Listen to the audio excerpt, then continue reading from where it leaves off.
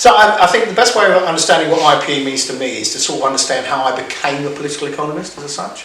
So I was late to academia. I arrived, as it were, after doing an Open University degree. I left school with 1 A-level in economics. I did an OU degree, and it was international relations and history as a joint honours, in so much as the OU does that. And I went on after a hiatus to do a master's in international relations at London Centre for International Relations with Steve Chan and Hazel Smith. And what was interesting there was the two things that happened was, first of all, that's why I became an academic, because I discovered something I was both good at and enjoyed doing. But more important, I suppose, for this question, is that I discovered that international relations did not do what I wanted it to do. So I'd come from the private sector. I'd worked in the private sector for 15 years before I became an academic. And what international relations did was it had quite a good grasp, or very good grasp I suppose, on global politics, but had no real understanding of what economics did within that system, just didn't really think about it at all. And as somebody who'd come from the private sector, who'd been involved in economic relations, been involved in international economic relations in as much as I had when I worked for my parents in their small business, we had an international profile. It was really frustrating to read international relations scholars and think, well, there's all this was going on, but what about the economic relations? What about, you know, these things that are happening outside the political sphere? And like so many young scholars, well, I say young, wasn't that young, but youngish scholars, I read Susan Strange's States and Markets, and I had an epiphany. And it's like suddenly I read something that was both sitting with one foot in the international relations camp, but it was also saying there is something missing. And that was exactly how I felt. So in that sense, during my masters, I went from being somebody who self-identified as an international relations scholar to somebody who self-identified as an international political economist. And that's what I then sort of badged my PhD in. So what international political economy does for me, I think, is it allows the scholar, the analyst, to examine the interaction between the political sphere, which is fundamentally important, but also how that interacts with the economic sphere. And then, once you start doing that, there is an argument, I think, and I've seen people make this argument, that international political economy is almost coterminous with the social sciences.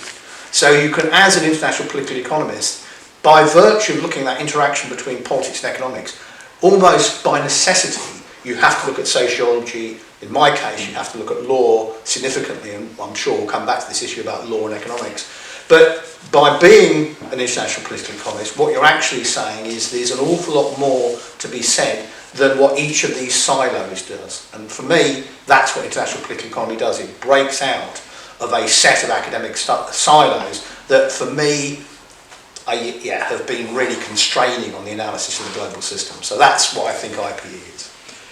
So you've kind of started answering my next question, actually. And I wonder whether you could tell us a little bit about who you think, both kind of, I suppose, intellectually, in a kind of formal sense, but also perhaps informally, who the kind of major influences. Susan Strange starts off my journey, if you want to use that word, into international political economy. She's the one who opened the door and showed me a different room, if you want. There's something else going on, and this is where it is. And my early work was very influenced by Strange. I have an article, quite a well-known article called Strange Fruit, which talks about how you might conceptualise her work a little bit differently from how she does herself, but is broadly supported. So I think from that point of view, that's really important. I also say that for me, and this goes back to my undergraduate days, I was really influenced, I think, by various historians, so people like Christopher Hill to some extent, but also Ferdinand Brodel, who wanted to tell a story that is both rooted in history, but also then refracts into the sort of the more modern, into the everyday, as it were. So especially with Brodel, I read the 3-volume Brodel when I was an undergraduate, partly because I inherited a copy from my father. And it was, again, a way of thinking about how economic relations impacted history and what we might say about economic relations in a way that was more profound than just talking about the everyday current market relations of global society. So I think definitely the historians, but also, sociologists have been quite important. Like many international political economists, I have a big soft spot for Carl Polanyi. And, you know, again, thinking about what Polanyi talks about, the markets and legal relations, again, refracts into my later work. But I suppose if I was going to say more generally who had been most influential on me, both as an academic and as a human being, I actually have to talk about Jean-Paul Sartre. And one of the things I did when I was a kid, and I say kid when I was in my mid-20s, I read Being a Nothingness, partly, I think it was in the first year of doing my Open University degree. And the thing about Being a Nothingness for me, and I'll sort of undoubtedly do some violence to what Sartre actually said, but for me what it encapsulated was the notion that everything we do, we choose to do. The notion that we are trapped into something is absolutely untrue, and we have to understand that we have both responsibility for our choices, but also in thinking about what we do, we then become that person. So action precedes essence. So reading that made me realise, I think, two things. Firstly, for my own life, it was really cathartic because it allowed me to do a number of things to get myself out of working with my parents, which was a major shift in my life in my late 20s, early 30s. But as an academic, it also made me realise, and this comes back to this question about Susan Strange and the knowledge structure, how important it is to understand why people do things and what their framing of those things is, because frequently we frame things as if they were either we were forced into them or because it's common sense. And one of the things that Strange talks about consistently within this idea of the knowledge structure is we can't take those things, this idea of truth, for granted. We have to think about how these things are politically framed. And for me, the Sartrean influence then sort of bubbled up much later in my life when I started thinking about how things would be framed, because I think that is what Sartre tells us for the individual, and I wanted to see that on a wider scale. So those are some of, I mean, there's other people who are influential on me, but those are the sort of key elements at a deeper level, I think. So, sort of random tangent perhaps, but what made you read Sartre? I think it was an assigned book in my foundation philosophy when I was doing OU. Yeah. And I think they signed it thinking nobody would read it. I mean, it's 450 pages, a big fat, thick thing. But at the time I was a bookseller. So I was working my parents' bookselling business for 10 years, which is a long other story. But I had access to books, and I had quite a lot of time on my hands because I was commuting up and down from London. So Hilary and I lived in London, but I was working with my parents down in Wiltshire. And so I had a lot of time on my hands. And so it wasn't daunting to read a 450-page book. And I read it, and it's, I mean, if you've never read it, it's an extraordinarily well-written book. Well, at least in the Routledge translation, I guess. And it has some profoundly insightful moments which really can be cathartic, as they were for me. You know, it changes how you see yourself and how you see others. And it's one of the reasons I have absolutely no truck with people who say, I'm trapped in this particular life. No, the answer is you could always choose something different. You may choose to do that, and you may choose to, I choose to do things because that's the person I want to be. But I'm not doing things because of the person I want to be. I'm choosing to do the things and then become that person. And that notion of becoming is profoundly important for international political economy, because it tells us that things are not like they are from some sort of accident, but actually all of these things, for whatever reason, have been chosen. And once you start thinking about intent and choice, you start looking at the structures of the global system in a very, very different way. And I think that's what I have done, and I'd say the underpinning of that starts as an undergraduate reading Being a Nothingness. One of the things I find really interesting, not just about kind of your story, but I think more broadly, are people who have this non-traditional journey into academia, and whether that's kind of you, I don't know, Robert Cox and his kind of story, etc. It's really interesting. I don't know whether I'm kind of reifying some particular understanding of knowledge production or something like that, but I do think it's those people who have that alternative route have something really interesting to say, rather than having been necessarily institutionalised since they were 6 months old, or never been out of an educational institution. I think it's a key point. I think one of the, going back to my journey into international political economy, I think we've talked about this in the past, but it's extraordinary how many political economists did have a previous life, as it were. I mean, it's also interesting how many of them used to work in record shops, but that's a slightly different issue.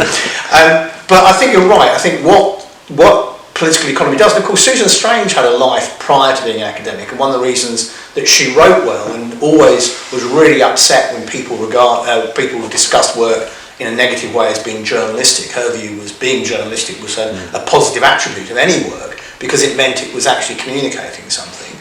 I think, Strange came into academia late. I did. Other people I know came into academia late. And I think it's that coming into it late that gets you away from a sort of formalised focus on, in the way that international relations theory talks about the structures and the balance of power. These things are not untrue, but they are partial stories. But they're frequently elevated by people who I will not name into sort of overarching dynamics which allow us to say everything we need to about the global system.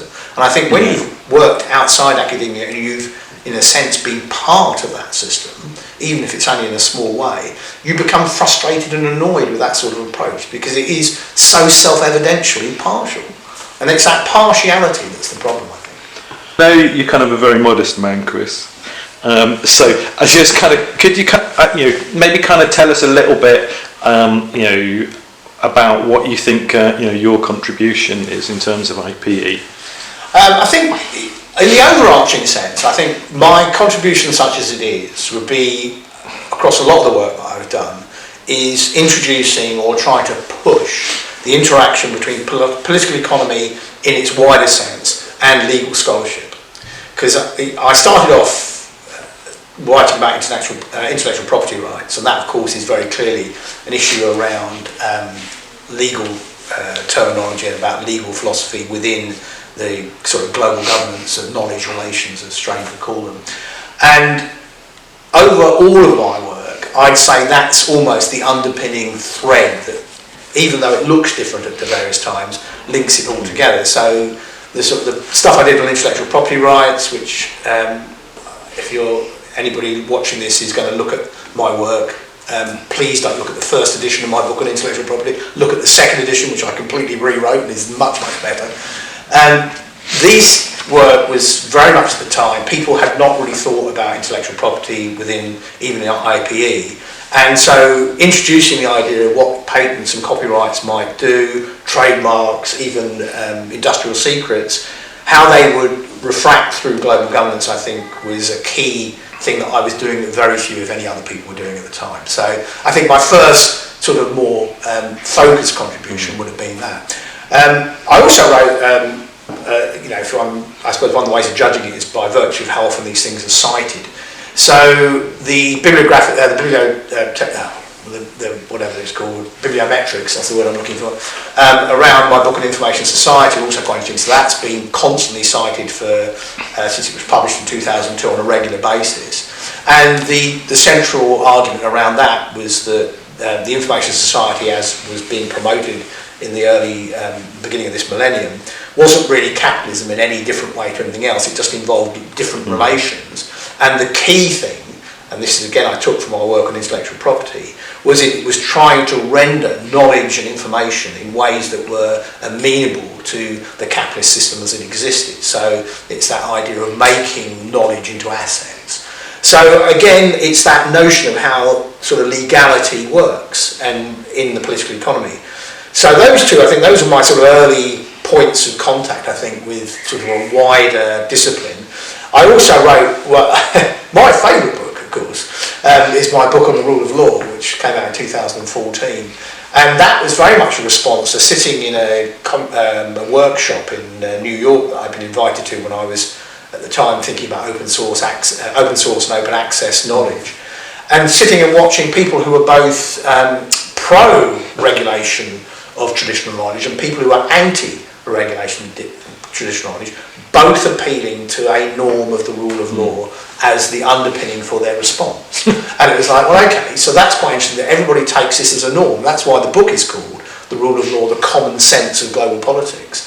And for me, when I was thinking about the contribution that I'd been making, I think the intellectual property bit is important. For me, I think was more fundamentally important was to make an argument that for global capitalism, for global political economy as a system, this paramount dependence on legal relations is both profoundly important and under-recognised. And the idea that the law itself is important and how we understand the law seemed to me at the time to be really worth identifying and exploring. Now, as it happens, I think in retrospect that book identified a high point, or a high watermark, because even though at the time I was saying the rule of law is the common sense of global politics, in the subsequent decade, I think it's been very clear that for certain actors and certain countries, the idea of following international law or keeping to international agreements has become almost optional rather than either mandatory or at least normative. So it's difficult to say that what I think is quite an influential book in my mind actually probably is influential because it identifies a high point in global political economy and a high point in global relations that we've since sort of rode back a bit from. And then I guess the last thing that I thought was an interesting contribution was the Research Agenda Corporations book, the book on corporations and research agenda, which again for me was intended, whether it worked like this or not, it's perhaps a different question, but it was to try and encourage people who are international political economists not to generalise about corporations, not to treat them as a single group over which we can just talk about sort of aggregate analysis, but rather to try and tease out how corporations were different from one another. And that I thought was really important, and that's possibly, I suppose, around my self-identification, not as an anti-capitalist, but as somebody who's interested in capitalism being reformed, quite significantly reformed, but I think rather than see corporations just as something of a sort of negative force in the global economy, is rather to understand how different corporations act in different ways and why some corporations, I mean, no corporation is perfect, but some corporations are a lot less negative in their influence than others. Yeah. And I think it's only by doing that you can then understand the sort of ebbs and flows of the global capitalist system and start understanding how it could be and perhaps needs to be reformed. No, that's great. I always kind of think one of the things that I really like about your work, and through the years, is you're always kind of clear that there is power at work, and I think there's a kind of tendency amongst a certain kind of type of academic to avoid that emphasis. It becomes a kind of set of here are kind of some interesting things in the world, without then kind of saying, well, what does it mean, and work on strange. And actually, I'm always, really curious why we keep coming back to strange. I think that's a really good question. I mean, we do keep on coming back to her. She seems somehow always to be relevant, and people rediscover her. And I think you're right. That's because she put the idea of structural power right at the centre of her work, sometimes really explicitly, sometimes a little less. And from that point of view, I think what she does, which perhaps other scholars don't do, is she is absolutely clear, and very famously used the phrase "cui bono," who benefits, and tries to focus us on what actually is happening and who is doing it. And I think one of the words that I tried to avoid through my entire work, and I used to spend most of my time trying to tell students not to use it, is the word emerge. You used to get so many academic articles I used to read where it's, such and such, and then it would say, and the emerging thing is. And my whole sort of shtick, as it were, as a social scientist, was no, nothing ever emerges. If you're going to understand power as being part of the global system, what you have to understand, and this goes back to what I was saying earlier, everything is chosen. There is intent here. Now, we might regard it as legitimate intent. We might also regard the actions being undertaken as being, as Strange would argue, profoundly shaped by the structural powers in operation, by how what she would call is like the agenda of decision making is framed, and so what is common sense is limited to a specific set of options, with other things regarded as nonsensical. But even within that, what Strange I think is focusing on is how particular actors, particular organisations choose to do politics. And when you choose to do politics and you're able to choose, what that demonstrates is the use and deployment of power. Because where you can't choose, then you can only choose between a small number of options, then you are relatively powerless. Where you're able to reframe the global system or reframe your options in a way that benefits you more clearly or in a more focused way, then clearly you have higher levels of power to be, which can actually be action, as it were. So I think the reason we come back to Strange is, and this sort of goes back to your question about why people don't mention power, I think is each generation goes through a period of talking about emerging and then starts finding that unsatisfactory because it doesn't identify what's really going on. And what's really going on all the time among certain groups and among certain organisations and players and actors is the deployment of what power they have to shift the global system in a way that allows them to gain the most benefits, which is, Strange would have it, is our key question. Cui bono, who does benefit? Yeah. Well, I always kind of go back to casino capitalism, and that's such a kind of a vivid kind of term. I always think, and it's one of those kind of terms that I also think has, just entered kind of everyday discourse. Understandably so, but in the end, it's always the casino who win. Yeah, absolutely.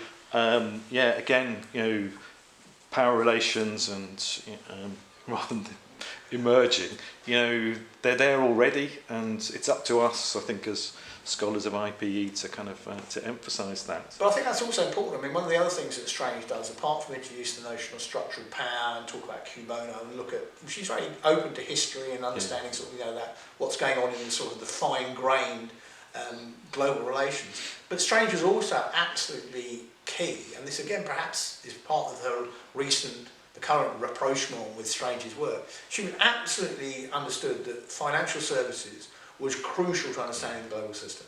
And I think certainly after the great financial crisis of 2008, that notion of financial services being in the shadows but highly influential made a lot more sense to a lot more people.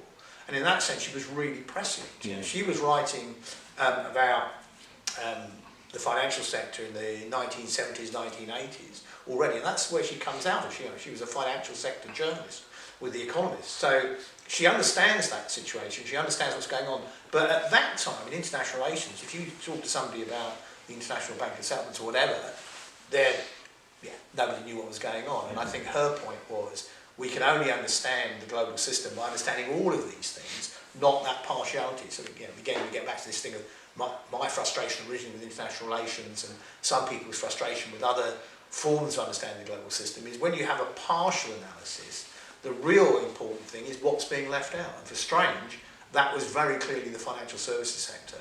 And I think that was a massive corrective. You think about someone like Tim Sinclair's work on the credit agencies. That sort of work would never have happened without Strange initially. I mean, it's not any disrespect to the late Tim Sinclair, but it's a massively important move prior to Tim's work that we should even consider such things as credit rating agencies. And it's only then when Tim does that work it becomes really clear that these are major political economic agents that have hitherto been really under-recognised or even discounted. Yeah. And also, I don't know, maybe it's like a sociological kind of sense as well. I also think the other kind of really crucial influence from Strange are the number of people who did PhDs with her. And there's this whole kind of group of scholars, that have been really important in the way that IPE as a subject field has developed. I've got a kind of, slight kind of maybe slightly unfair kind of question, but I wonder whether you could say something about how you think this kind of the kind of work on both Strange and then also the intellectual property work, that kind of knowledge structure stuff, how that kind of speaks to us in the current conjuncture. It does strike me that if Chris May was publishing today, you would be a really significant contemporary figure, because you're kind of talking the kind of stuff that you were kind of writing about. It's absolutely contemporary. Yeah, I understand that, and I think what's interesting about you saying that is I have a quite a lively account on Mastodon, which is a sort of non-X, non-threads, social media. It's not a platform, it's what's called the Fediverse. But a lot of what I write about reflects my previous work. So I am writing about things like AI and how AI is shifting and changing property relations, how it impacts, AI is being trained, if you wish, essentially through an enormous theft of copyright. And these things are really quite interesting. I mean, I'm not a great supporter of copyright as it happens, but I think what's interesting is that these technologies are violating many of the norms that previously capitalism had worked with. And so it's interesting how capitalism itself, and not as capitalism itself isn't an agent, but the organisations within that sort of capitalist structure, shifting the sort of normative understandings of what property rights might be. So up until 10 years ago, you got much more important weight given to the protection of intellectual property rights. You've got things like digital rights management mechanisms that are intended to actually ensure that many of the public regarding public use aspects of intellectual property are downgraded or even constrained.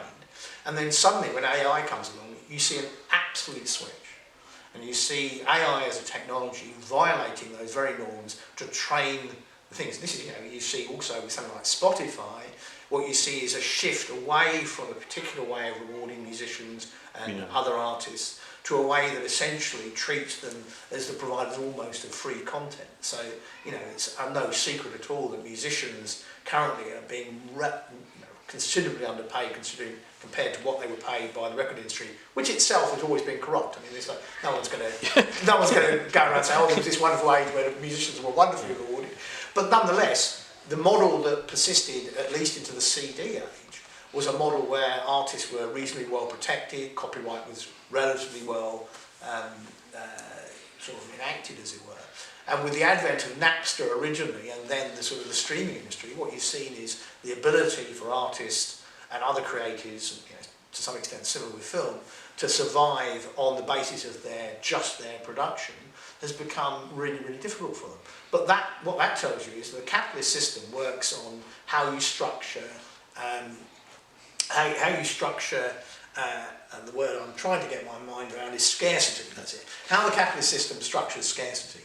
So for years, what intellectual property did was it provided and structured the scarcity that really didn't exist in the real world, because you can have an idea, I can tell you the idea, and off it goes, it has wings. What intellectual property did was when that was useful to capitalist actors, it made sure that really didn't happen. It constrained that scarcity. And then once that scarcity no longer had utility for capitalist actors, suddenly it became something that was degraded in a normative sense. So if I was writing about intellectual property now, I'd probably be just saying exactly the same sort of stuff I always was saying, but just with different examples. So I'd be looking now at streaming, which by the time I've stopped writing about the record industry, as I used to do from time to time, really hadn't sort of grown up that much. And the idea, again, going back to the influence of Strange and why one might be refracting her work in the way I did, that idea that the knowledge structure, which she always talks about as an agenda for thinking about the other structures as well, but the idea that knowledge is a resource and an agenda has become, in this age, as it were, of information capitalism, incredibly important. But it's also, when you think about how these norms work, the picture, if you wish, of the cloud. We're told, that all our things are happening in this wonderful sort of weightless universe. Years ago, there was a book called The Weightless World, which essentially tried to argue that we're moving to a weightless economy. Well, anyone who lives near a data centre, this enormous shed with all that, all the power that's needed just to keep those servers cool, will know that the cloud is actually a physical manifestation of those relations. And I think that's the sort of thing that Strange would be looking at now. How do we understand the ability of particular actors and particular countries to frame the international system in such a way that we're told one thing about it, it's all happening in the cloud, it's weightless, these things are not required to, intellectual property, other forms of property are not required because everything is so free and easy and accessible. Whereas actually when we look at the things, is that construction of scarcity is just shifted to somewhere else, to something that is still scarce, such as energy, the ability, so be scarce with water. You look at these data sheds, and they are using up enormous amounts of water in the way that previously one might have talked about bottling plants in developing countries using up scarce drinking water. So, you know, if I was writing now, that's the sort of thing I'd be focusing on, I think. Yeah, I think, you know, that would be really interesting if you did. Not to try and encourage you, but You would. We were talking earlier. I reckon you could. Retirement, as I said before, is retirement. I was, the one I find really weird to try and understand is Spotify, because I understand, that it's, that there is a kind of, a collection of music and all of that kind of stuff. But what I kind of can't get my head around are these AI Spotify created musicians and pieces of music as well, which I kind of just sit there and kind of think, well, how does that work? How can you just randomly create? But that may be because I'm a bit of a Luddite. And well, yeah, I mean, I'm a vinyl DJ. So, but I think it's interesting. There's currently a social media space where AI talks to AI.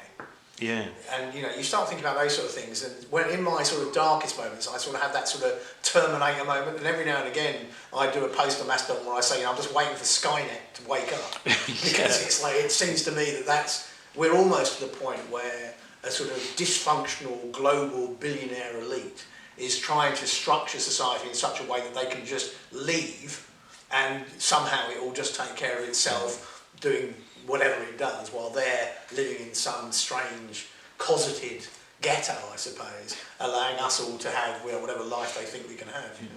On Mars, probably. On Mars, absolutely, yeah. Or at least on the moon. Yeah, and that kind of connection across the kind of work, I think is really interesting. From strange intellectual property, AI, and even the kind of corporations now. I think is really interesting and really important to carry on thinking about. I wanted to kind of take a slight detour before coming back to kind of, I don't know, IPE proper or whatever. So, okay, you have a kind of long-standing career related to academic work, but one of the things we've spoken about quite a lot is the kind of work that you've done in terms of what shall we call it, academic leadership, management. I'm not sure what the appropriate terminology is, and I wonder whether you could kind of just say a little bit about your experiences or your reflections on your time in academic leadership and management. Yeah, it's an interesting thing. I mean, one of the things about getting into academic leadership was when I arrived at Lancaster University, one of the unwritten sort of conditions for me getting my chair was that I would become head of department, as most chairs find when they're upgrading from a sort of lesser university. So I did do 3 years as head of department of politics when it still existed, and I don't really want to talk about that because it was a desperately unhappy time for me. However, I stepped out of that and became associate dean for the Faculty of Arts and Social Science for 6 years at Lancaster. And what was interesting there was that my dean and I started off as I was essentially my dean's bag man, so I was associate dean without portfolio. I was the one who, for my sins, closed the music department. So I did things like that, which were, I was sort of gun for hire for about 9 months. But off the back of that, and again, this goes back to what I was saying earlier about having a pre-academic career.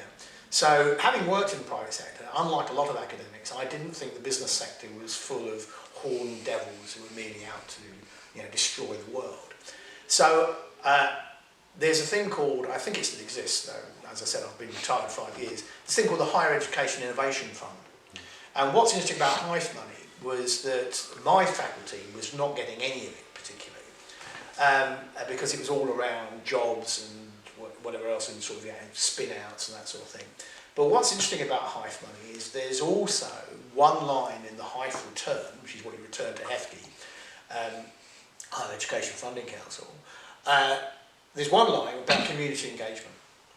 And Lancaster University was really underperforming in that area. So I went to the people who controlled the HIFE money and said, look, I think we can, my Faculty of Arts and Social Science, could actually do some interesting work here. Because we can do a lot of community engagement, which perhaps will get you some better data. And so we managed to capture quite a significant amount of money on an annual basis for 5 years, which I then used to run a team that looked at how the business community in the Lancaster area could be engaged with the Faculty of Arts and Social Science in a way that they hadn't done before. And also my colleagues could actually go and meet people who weren't in academia and talk to them. And we did all sorts of things. We had this thing called Knowledge Exchange Fellowship where we were trying to get people to do work with businesses or whatever else. And a lot of what I did within that is what I would call matchmaking. So I just want to talk a little bit about that, and I'm also just for my own self-aggrandisement, I'm going to talk about my greatest matchmake ever.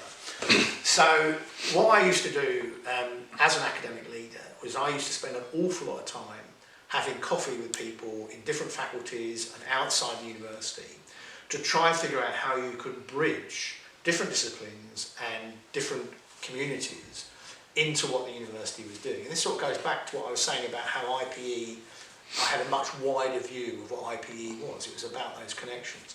So in a sense, what I wanted to do as an associate dean was to try and enact my view of what political economy told me the world was about. So political economy told me that the world was full of interactions, whereas Lancaster University, which is outside Lancaster and has a very, it's up on the hill, has a very big ring road around it. And I always used to think of the ring road around Lancaster University essentially like a moat. And it was really, really difficult for people in Lancaster to get across that moat. And frequently, my academic colleagues, except when they went home, didn't want to go out across that moat either. And so it's about trying to figure out how we could bridge what the university was doing with what we were doing on the university campus. So the project that perhaps typifies that best is the guy who I worked with a lot, who was on sort of headed up my team below me, a guy called Joe Douglas, who now works at what used to be UCLan, is now University of Lancashire. Joe developed this project, which I supported and funded for him, called Campus in the City. And what we did was we had a shop for about 10 weeks a year in a shopping mall in Lancaster City, and Lancaster City Centre. And we used to take academic projects to that shop, and we used to exhibit them, talk to them. Some people would use that connection to research what was going on in Lancaster. Some sociologists would use it as a way of gathering evidence. Other people would want to do lectures or do particular projects around engagement with the local community. And it worked really, really well. And that essentially was what I was trying to do all the time. If you wanted to dignify that, you can sort of talk about it as trying to construct what some people refer to as the civic university. The idea that the university should be embedded within its local community rather than sitting outside. So it's trying to undo the town and gown problem, if you wish. And that I thought was really important because, and this I don't claim any real precedence because I think it was pretty clear it was going to happen, but my view was that the university sector was going to be in some difficulty in the 2010s and the 2020s. And it would only survive if universities really gained the confidence of the business community in their area to then go to bat for them when local political antagonism was raised about the university. So my project was to try and ensure that the university wasn't as isolated from its local community. Now, frankly, I don't think I did a great job because the University of Lancaster is still pretty isolated from its local community, but that was pretty much what I was doing. And now I'm just going to switch into self-publicity just for a few minutes. And you can edit this Please out. do. Yeah, you can edit this out if you want. So my best matchmaking task ever, the best result was, when I was doing community engagement projects, one of the things was I went out to Morecambe, which is, Lancaster and Morecambe are essentially the same place. urban unit, even though they're called two different things. The Centre for Cities refuses to recognise that Lancaster and Morecambe is a single city and therefore much more populous than quite a lot of things the Centre of Cities talks about. So they always have their maps of cities. There's always a big gap around Morecambe Bay where you would expect to find the urban conglomeration of Morecambe and Lancaster. But anyway, I was out in the field, as it were, in Morecambe, and I met a guy called Ian Hughes, who was a wedding photographer. And Ian, on his own bat, had spent 5 years researching and then developing a 60-page feasibility study for how the Eden project could come to Morecambe. And he'd taken it to the local MP, who, despite what the ex-local MP now says, was just disregarded it. The university weren't interested, just thought he was a nutter. And to be fair, Ian is, let's say, he's an idiosyncratic communicator. Well, let's call him that. He's a lovely guy, but yeah, not easy to get the sort of message across. But he and I had a couple of coffees, and we talked about this thing, and then he sent me this 60-page feasibility statement. And I read it, and I just thought, this is transformational for Morecambe, if you can make this happen. So I spent 6 months, when I'm doing the other stuff as well, I spent 6 months running workshops with different faculties, with Ian, with a slideshow, introducing various academics to the idea that the Eden project could come to Morecambe. And it would be all sorts of reasons why, partly because of Morecambe Bay, partly because it would be a transformation in economic development for Morecambe itself, all sorts of good reasons. And Ian had done some amazing research on what it would mean for the visitor economy. It was great stuff. I spent a lot of time sort of beating the ground, or if you wish, throwing my bread upon the water.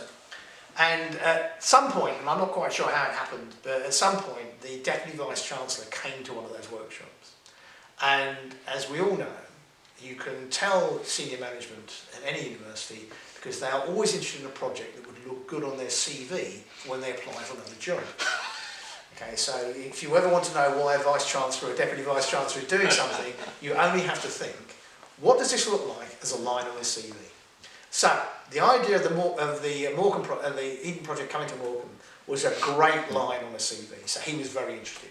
So what he and I did, leaving Ian to one side, was we spent then 6 months essentially seducing the Eden project into this interest. Now, actually, when I was nearly coming to the end of my period of associate deanship, we got the Eden project really, really interested, but then they had a number of financial issues to deal with, which meant they went off the boil for 18 months. And by the time they picked it up again, I was back in the department, not really doing anything like this. But nonetheless, the university kept up that commitment. And as you may know, the project now has about £100 million worth of funding. The Eden project they're already breaking ground. It will be built in the next couple of years. Slightly smaller than originally envisaged, but nonetheless it's going to be a really sort of transformational thing for Morecambe. And I think that, if you're thinking about what can you do as an academic leader, I think too many academic leaders are too interested in being in the front of a project. And I've always regarded academic leadership as actually that idea of matchmaking. And there's all sorts of projects that I birthed, as it were, or was in the beginning of across Lancashire University, which have gone on, and people forget that I got them together, or I didn't. And I don't mind that. I'm not, in a sense, arrogant enough to say, oh, they should be talking about me.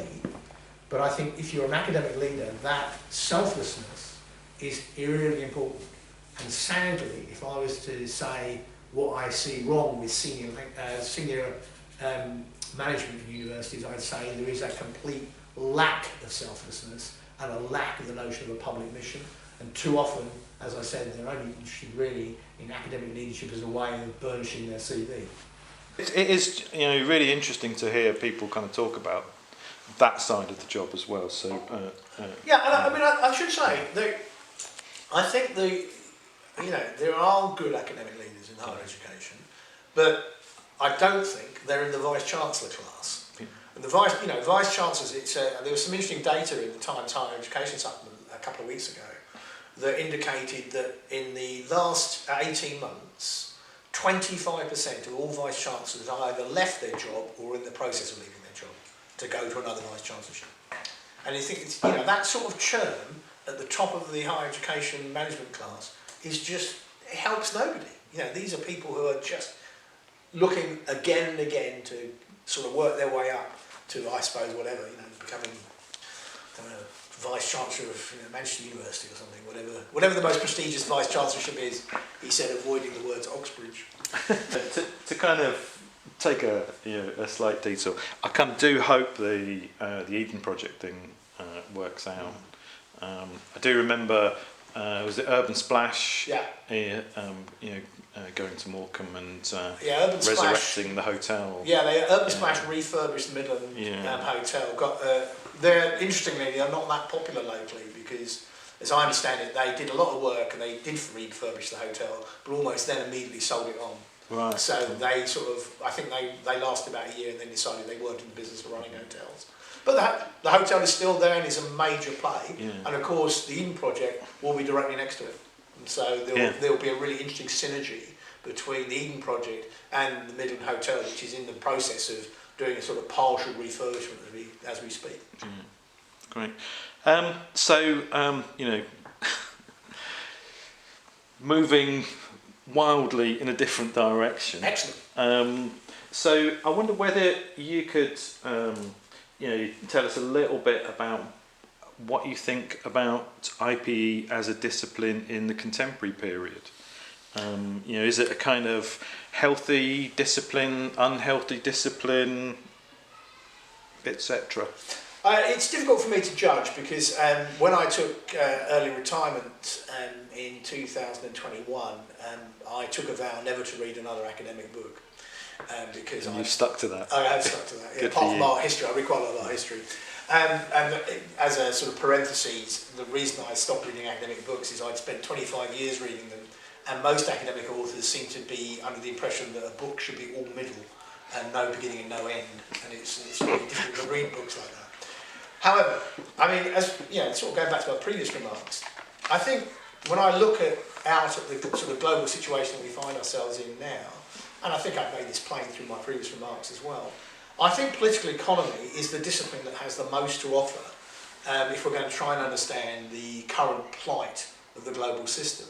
It's really difficult to see how you can understand what's going on with the current relations with America and the Trump administration, and how, for instance, is continuing to be a sort of pivot away from a system which is dominated by the US.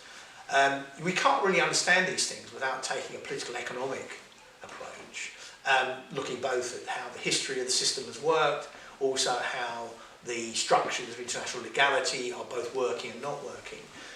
There's a sense, I think, that you can interpret what's going on both as a fragmentation, so a move into different power blocks, but also a sort of continuation of a sort of globalisation of multi-speed globalisation that's slowly but surely inoculating itself against the madness that's coming out of the United States of America. And this, I think, again, as a political economist, and this is why political economy I would regard as still being an important sort of way of approaching these things, has a lot to tell us about how the interaction of both politics and economics would then structure the global society such as it is. So I don't read, as I said, I haven't read any recent political economy, but my imagination would be, or I would imagine, that political economy would still be highly relevant, primarily because of the sort of interactions that we're dealing with. You can't understand how various conflicts are happening in the global system without understanding how they both are related to economic relations, but also how economic relations, both the explicit and above board, as it were, but also the secret and perhaps more dodgy aspects of things like secret oil fleets or whatever else goes on. You can't understand that without understanding politics and economics as being closely interrelated. So anyone who is, if there are international relations scholars who are still telling us that we should understand the global system merely as a balance of power based on military might. Yeah, I think it's, for me, what struck me, I went back and was rereading the Strange Fruit article, and there's a kind of point in there where you reference James Rosenau's work, and that kind of sent me off down a kind of rabbit hole or whatever of kind of thinking about his work, and was it fragmigration and all of that kind of stuff, and that maybe actually there are some really interesting kind of things to go back and kind of think about. Yeah, I think that's true. And I think this all goes back to what I was saying about the Information Society book. In one sense, you can talk about capitalism going through various eras and global capitalism being shifting and changing, and certainly I used to have a lot of fondness for the varieties of capitalism as an approach to understanding how the capitalist system works in its variety. But I think also it's, we look at the global system, it's a system that is structured by capitalist social relations, of course, and I think you can't really get away from the fact that a lot of these things are happening in ways that could have been predicted because they're just part of the sort of chosen logic of the system. And so James Rosenhau's work, you know, as you say, it's going back a long time. It's a long time since I read any of it. But what he was trying to capture was what at that time seemed to be a fragmentation which the American-dominated system was undertaking through a shift in American relations and especially the American attitudes to global governance and how that played out. And in one sense, you could sort of see Trump as really being that in trumps, as it were, no pun intended, or perhaps it was intended, who knows. But that notion that there are sort of long-term shifts and changes in the global system that we're now seeing come to fruition, but were seen in a sort of pre-shadowed way 20 or 30 years ago, is not unexpected. If you take someone like Ferdinand Braudel and the Annales group of French historians, they were all about the longue durée. These things happen over a long time cycle. And even when we talk about economics, one of the things that really annoys me about economic discussion in this country right now is that they seem to forget that what economic history tells us is that economic policies take 18 to 24 months before they have any impact on the real economy. And these things are a very slow-moving set of relations. So I don't think we should be at all surprised that work that was published 20 or 30 years ago, still in the age of modern capitalism, though the case studies in those books frequently are to some extent outdated. And again, one could say this about part of States and Markets. The part of the case studies in State and Markets just reads like, it's like interesting history. But the structures that Strange drew out of those case studies remain completely apposite today. And I think a lot of political economy is like that. There's a sense that you're both looking at what's happening, but by trying to draw out the more general political economic relations and how those interact with social relations, legal relations, whatever else, I think those general things can then be reapplied to new case studies and new sort of historical events, as it were. And so from that point of view, political economy is always relevant because it's always talking about those larger shifts, those, if you wish, tectonic plates of global politics and global economics. So normally what we kind of say, at one point is, what are you working on now? Oh. And given, retirement is retirement, I had a kind of slightly different version of that question. So one of the things I kind of, it was a Beezer IPEG, I think in Liverpool, and I remember you talking about the project on art. Yeah. And I wonder whether how does someone working on, Susan Strange, law, all of this kind of stuff, suddenly decide to go and write about, the political economy of art? So it's a really good question. The project itself didn't really get anywhere. On the Academia Edu, there's an 18,000 word piece that was a sort of shadow of a book I was going to write. But after Manchester University Press rubbish the book and I then retired, I thought, okay, that's not going to get done. But the project stemmed out of two things. Firstly, so my dear wife Hilary was a fellow of the Royal Society of Arts. She taught fashion for years and really enacted a long-term, whole-life project of introducing me to art and the history of art, which is something I'd never done at the school. So this is something that we've been married 40 years, so it's been a long-term project of introducing me and then getting me interested in art. She now complains that I know more about it than she does, but I'm a typical academic. Which is why I only read art history now, of course. Yeah. But the art project was essentially, was going to do exactly what you said. I was going to take my ideas around political economy and I was going to apply them to the labour process of artistic creativity. So my argument was that one of the interesting frameworks, so this is where the Susan Strange sort of agenda of knowledge or knowledge structure comes in, is how the history of art is framed as a history of individual creators. So painters specifically, because I was mainly talking about painters but sculptors as well, are depicted as singular agents who have produced work and then art history follows or is driven by those individuals. And what I wanted to argue was that is certainly not untrue, But across the history of art, starting way back in the sort of 14th, 15th centuries, what we see is there's also a substantial group of people who support those artists who are written out of history. And for me, it was a reflection, if you wish, almost of sort of class relations. What we're seeing is a history, which we're told is an important history for people interested in art, that is, again, partial. It removes a significant amount of labour relations, it removes all sorts of studio management, and it removes all sorts of contributions made by people who weren't the actual artists, but were profoundly important. So the project was all about doing two things. Firstly, reintroducing those labourers, as it were, to the history of art. And secondly, asking, okay, how does the framing work that denies them? And this was partly driven, it's partly because I was looking for a subject for my art. I did an art history MA with the Open University in my late 50s, essentially just for a laugh, because I was getting pretty bored at work. So to do something interesting, I don't want to do an art history MA, why not? And I was looking for a subject for my dissertation career. And it was, for me, then looking back to figure out, okay, where's that happened? And one of the things I was looking at is, why was Hockney able to say, I've never had an assistant, which he did explicitly say a number of times, even though there were clearly assistants working with him. And it was all about how you define what the assistant is and what their contribution is. So I started spending a lot of time thinking about that, but also thinking about how, specifically, artists' self-portraits were the mechanism by which the singular artist was framed. And so if you look at the history of artists' self-portraits, again going back to the 14th or 15th century, and again one of the easy ways of doing that is if you're in Florence, in the Vasari corridor just off the Uffizi, there is a world-beating collection of artists' self-portraits collected originally by the Medici. You go through all of those, there's not a single artist assistant to be seen. Yet some of those artists definitely were in workshops. And again, that's what got me to thinking about, okay, what's the work process of the studio, how does that work? Now, sadly, as I said, the project never really got off the ground other than existing as an 18,000 word sort of treatment, as it were. But I still collect material, and I still, I find it really, really interesting.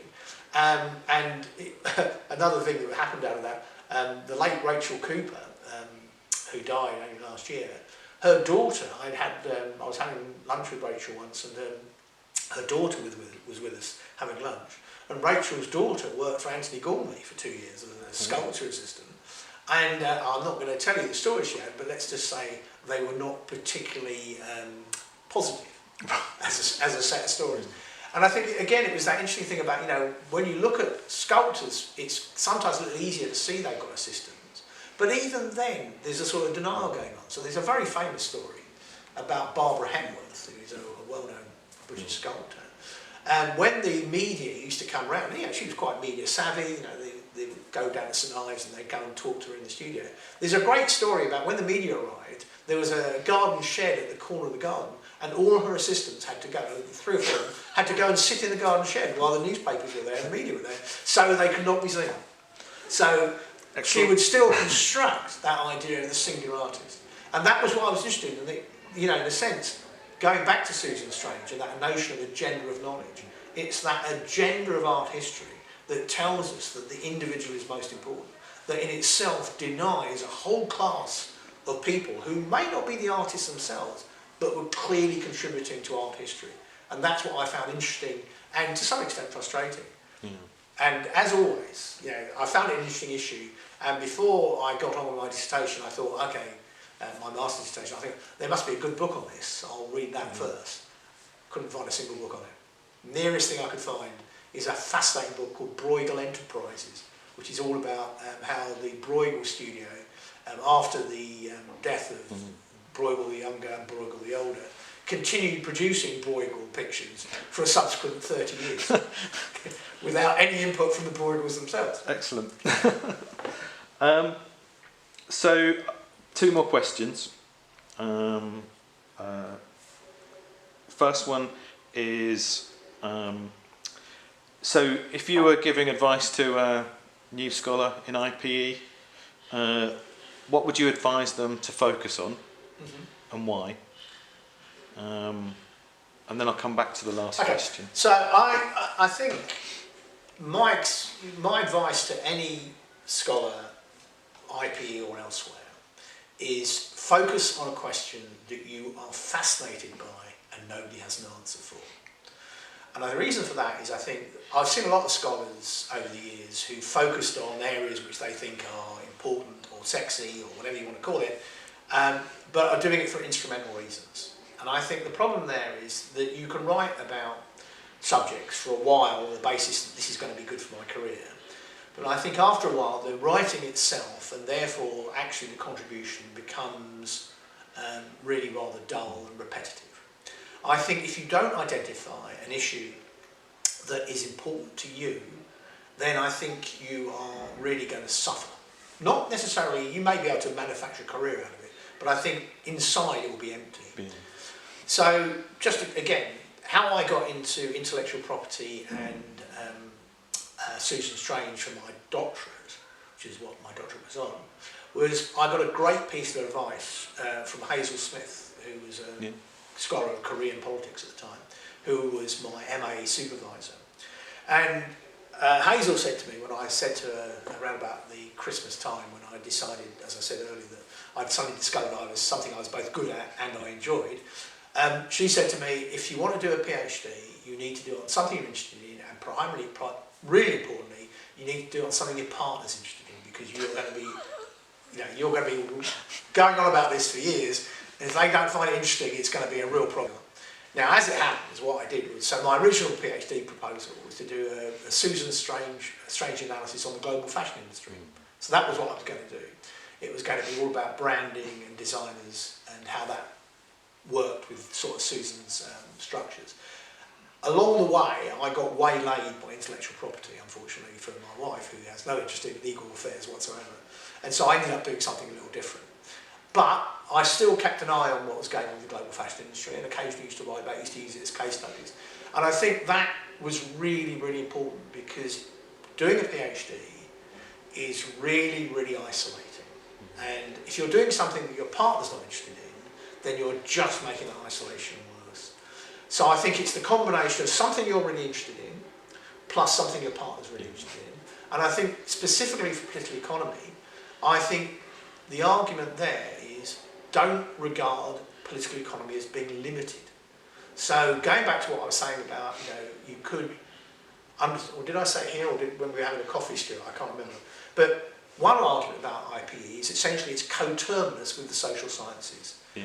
You can really study anything if you put your mind to it. And I think that's really, really a good way of thinking about it. So again, when I was teaching undergraduate political economy at Lancaster, one of the things I used to do is I used to get young men who used to come to me to do their dissertation because it was required, and they'd be absolutely beside themselves because they couldn't think of anything to do. So we'd sit down and we'd say, okay, what is it you're actually interested in? And we all know young men, what are they interested in? Football. So I supervised, I have no interest in football, but I supervised over some years, I'm going to say about 15 undergraduate dissertations on various aspects of the management of football. And my argument was, you're a political economist, and you're interested in football, that's what you're going to do. And I had some, I learned a lot about football. I don't know how the game works, but I know a lot about the management of football. And one of the best projects I ever supervised was on the political economy of the transfer window. And it was, the guy did, it was a 10,000 word thesis, absolutely brilliant, used his political economy analysis, really made some really interesting conclusions about how the transfer market worked, how people gain the transfer window, all that sort of stuff. And I think that's why political economy is so powerful, is because this goes back to right at the beginning, we talked about Susan Strange and why she's been so influential. Susan Strange's mindset was, as a political economist, it's a way of looking at the world. Yeah. You look at the world and you identify something interesting and then you bring your political economy to that. You don't have to sit there and say, what is in the remit of political economy? Because actually, pretty much anything can be in the remit of political economy, because political economy is about those social relations. So my advice to a budding young scholar is, don't be trying to find a subject that you think will work for you, rather think, what is it I'm interested in? And whatever that subject is, you should be able to find a political economic way in. I've got an undergrad dissertation on financial fair play in football right now. Yeah. I bet that's really interesting. And Yeah, it's really good. and remarkably timely, given that Jim Radcliffe is in a little bit of trouble with Manchester United. Yeah. Well, I Rumour has it. I don't follow these things. I'm just told. I always think this kind of. I think the lesson that I learnt relatively early on, as an undergrad, possibly even before I'd read Susan Strange's work. Roger Too's had a version of that kind of same thing where it was about how you ask the questions. Yeah, absolutely. And I always used to kind of think that really kind of started me off down that pathway. I think it's interesting you mentioned Roger. I mean, Roger and I worked on a book of Susan Strange's writings together. Yeah. Some years ago. And Roger was really influential on me. He was, not in a sort of academic way particularly, but I think in the sense of attitude. And Roger's attitude was he has interest in various things. As a political economist, I've got something to say about them, and I think that's exactly right. I think as political economists, we have something to say. And that's our, the risk of sounding like a broken record, but the thing that political economists say is, a lot of what other people are saying is only a partial analysis, and it's the reason it doesn't succeed in understanding or often predicting anything, driven by, when I was Associate Dean and I was really busy, I had little time to do any research. And I was sitting there thinking, and this is when I still thought publishing was really important, so I better publish something. I was thinking, well, what can I publish that would require me to do as little amount of extra work as possible? And it was, hold on a second, I know, in my spare time I listen to a lot of jazz records. Why don't I write something about Blue Note Records? And that's how it came about.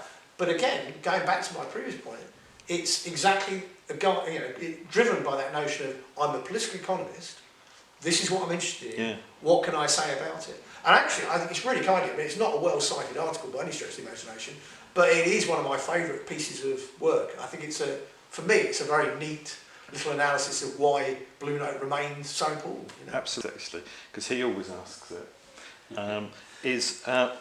What should we have asked you that we didn't ask you? That's the sort of question I used to ask on appointment panels. What do you wish I'd asked you? I don't really know. We've talked about a lot. I suppose the answer is we've not talked a lot about my private sector career. I worked in the record industry for 5 years. I worked in and then ran my parents' I was going to say SME, very much with the emphasis on the S, so it was very small. And I learnt a lot about political economy and business sector from rescuing my father from bankruptcy because of the things he'd done in inverted commas wrongly. And then, of course, I worked for Charter 88, which was a political pressure group looking at constitutional rights. I worked for them for 2 years, 6 months as a volunteer, 18 months paid. And sometimes, when I'm thinking about my career, such as it was, I sometimes think actually you can make an argument that my private sector career was entirely a preparation for my academic career. So I worked in the record industry, it's all about intellectual property, it's all about rights, management of rights. I worked again in the books, my parents were booksellers, so I worked in an international mail order industry, which again was about intellectual property rights. So in a strange sort of way, these things were always connected. I sometimes used to think there were these disjunctions in my career that I'd shifted quite wildly between things.